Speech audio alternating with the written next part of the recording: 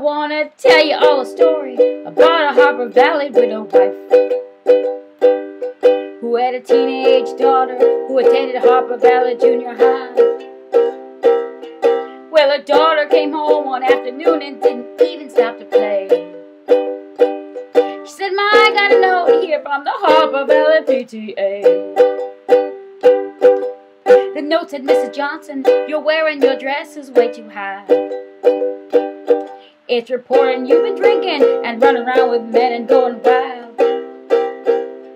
And we don't believe you ought to be bringing up your little girl this way." It was signed by the secretary, Harper Valley P.T.A. Well, it happened that the P.T.A. were gonna meet that very afternoon.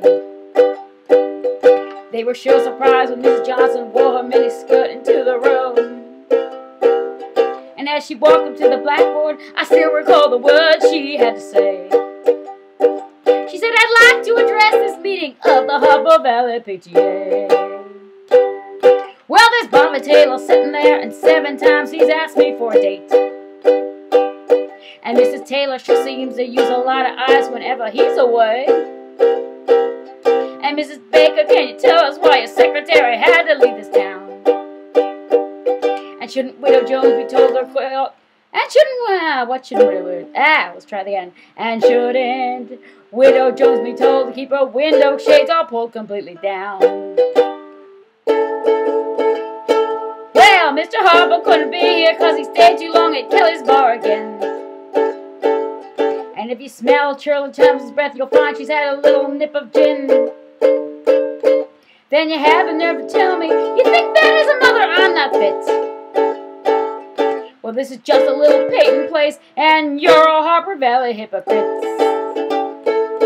No, I wouldn't put you on because it really didn't happen just this way.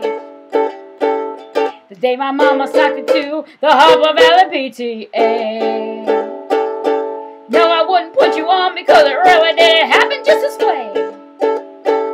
The day my mama socked it to the Harper Valley P.T.A.